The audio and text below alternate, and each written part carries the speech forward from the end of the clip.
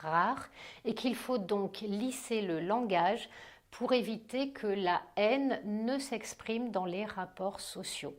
C'est donc choisir la censure et l'autocensure plutôt que combattre la haine et la rivalité. Et de fait, on n'a pas le choix parce que cette rivalité entre groupes, elle a été instituée comme un mode de fonctionnement politique. Les anglo-saxons sont donc en train d'aller dans le mur à cause de cette organisation qui finalement abolit tout rapport au bien et au mal, puisqu'ensuite les seuls rapports qui sont autorisés, c'est qu'est-ce qui est bon pour ma communauté et qu'est-ce qui est mauvais pour ma communauté. On comprend bien que dans ce cadre, les limites de la liberté d'expression, elles se posent tout de suite. D'ailleurs, c'est même la liberté d'expression qui est limitée. Pour autant, en France, il existe aussi des limites à la liberté d'expression. C'est ce que l'on appelle distinguer la peau de la chemise. Je vais le faire très court.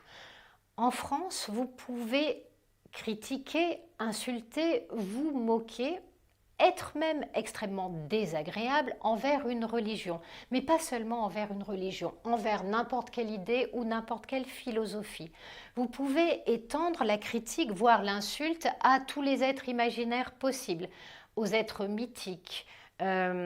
Donc ça peut aller du prophète de l'islam en passant par Bouddha, en passant par Jésus, mais vous pouvez vous moquer des licornes et inventer même le dieu du pastafarisme qui serait un dieu en spaghetti. Vous avez tous les droits quand il s'agit d'idées, de choses légendaires ou d'abstractions. En revanche, vous n'avez absolument pas le droit d'appeler à la haine, au rejet ou au meurtre de quelqu'un à raison de sa religion.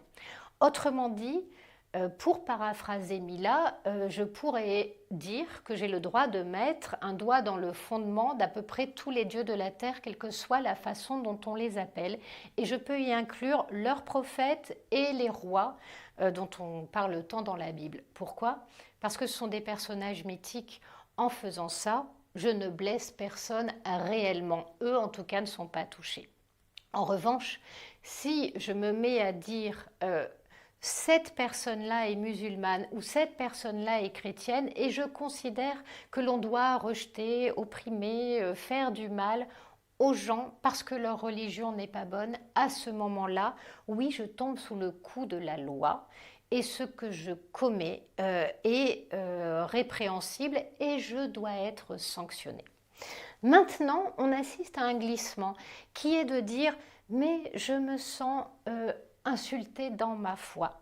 Eh bien, mets ton mouchoir dessus et assieds-toi parce que on a tous des moments où on se sent heurté par quelqu'un d'autre, où on va se sentir heurté par un comportement. Simplement, il se trouve que nous n'avons pas tous les mêmes croyances, il se trouve que nous n'avons pas tous le même rapport à la croyance. Ici, nous avons fait un choix. Ce choix, nous l'avons fait en tant que peuple et nous l'avons validé dans notre constitution et par notre loi. Et nous, le choix, ça a été de dire il va falloir apprendre à gérer sa sensibilité, mais surtout, vous savez ce qui est grave, ce n'est pas que vos sentiments aient été légèrement blessés, je vous rassure, on s'en remet et on vit très bien avec. En revanche, je connais l'enfant de Samuel Paty qui aura peut-être du mal à grandir, sachant que pour un mot, on peut vous trancher la gorge et que c'est considéré comme parfaitement légitime. Là, je crois qu'on est face à un traumatisme effectif et bien plus violent. Donc, il est temps d'arrêter cette espèce de sensiblerie stupide qui, en fait, ne naît, j'allais dire, que du manque de culture et du manque d'éducation des gens.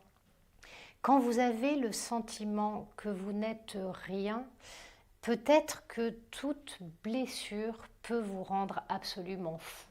Mais dans le fond, cela parle surtout de ces pays en Orient dans lesquels les populations n'ont pas d'avenir, dans lesquels on ne leur offre ni travail, ni possibilité de s'élever et de grandir, et qui n'ont plus qu'une forme d'infantilisme et de passion religieuse. Ça parle peut-être beaucoup des situations d'échec de ces pays. Donc, au lieu de rentrer dans cette logique-là, combattons-la et portons plutôt haut notre désir de liberté, notre capacité à s'exprimer librement et à supporter finalement des autres, des choses qui nous agacent parfois, mais dont la force d'une nation et d'un être humain, c'est de savoir aller au-delà de l'agacement, parce que finalement, nous avons tous le droit d'exprimer ce que nous sommes quand nous restons dans un certain nombre de limites. Nous ne sommes pas ni des dieux, ni des rois, et supporter l'autre fait aussi partie de notre condition humaine.